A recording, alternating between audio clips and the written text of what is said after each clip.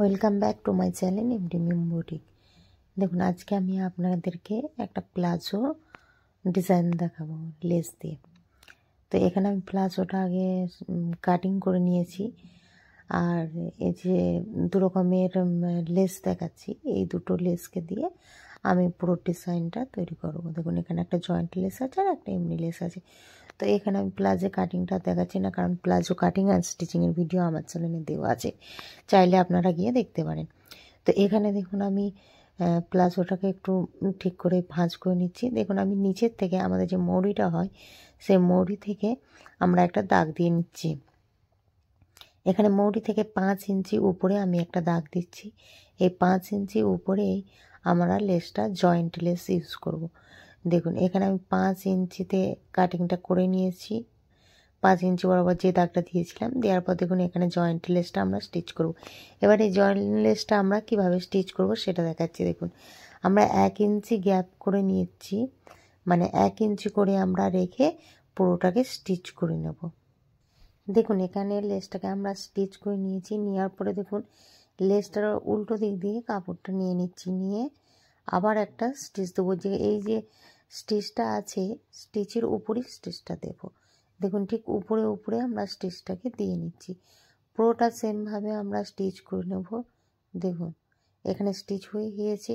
এরপরে এখানে আপনারা চাইলে একটু আয়রন করে কাপড়টাকে সোজা করে নিতে পারেন। তো আমি এখানে হাতের নখ দিয়ে একটু সোজা করে নিচ্ছি। আয়রন দিলে মানে ভালো করে কাপড়টা সেটিং হবে। তো এবারে দেখুন আমি নখে করে একটু করে ঘষে নিয়ে তারপরে কাপড়টাকে দেখুন এবারে ফোল্ড করে স্টিচ করব। এরকমভাবে একটা ফোল্ড করে এবার আমরা স্টিচ করে দেব। দেখুন যেভাবে আমরা সাধারণত ফোল্ড করি, ফোল্ড করে স্টিচ করে দেব। পুরোটা স্টিচ করে নেব।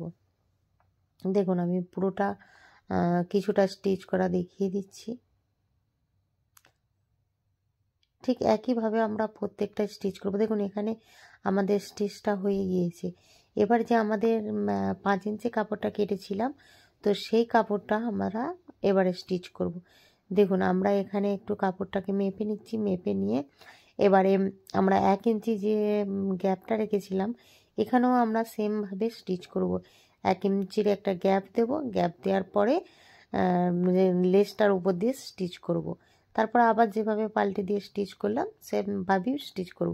তো আমি পুরোটাই একটু করে দেখিয়ে দেবো। দেখুন এখানে আমরা প্রথমে লেসটার উপর দিয়ে স্টিচ করে নিচ্ছি। এখানে আমি একটু স্পিড দিয়ে স্টিচটা দেখিয়ে দিলাম যাতে আপনাদের বুঝতে সুবিধা হয়। দেখুন এরপরে আমরা আবার মানে কাপড়টাকে উল্টো দিকে করে নিয়ে পুরোটার স্টিচের উপর দিয়ে আবার স্টিচ করে নেব। দেখুন পুরোটাই আমরা আবার স্টিচ করে নিলাম। স্টিচ করার পরে দেখুন আবার কাপড়টাকে আমরা সোজা করে নেব। সোজা করে নেওয়ার পরে আমাদের যে উল্টো সাইডে কাপড়টা আছে ওটাকে আমরা ফোল্ড করে স্টিচ করব। এখানে আয়রন করে নেওয়াটাই ভালো, তো আপনারা আয়রন করে নেবেন, তাহলে কাপড়টা ভালোভাবে বসে যাবে আর কি। তো আমি এখানে আবার দেখুন ফোল্ড করে স্টিচ করে দিলাম। দেখুন আমি মানে এক সাইডটা যেভাবে করেছি আরও অন্য সাইডটাও সেমভাবেই স্টিচ করেছি। দেখুন এখানে আমাদের পুরো জয়েন্ট লেসটা স্টিচ হয়ে গিয়েছে।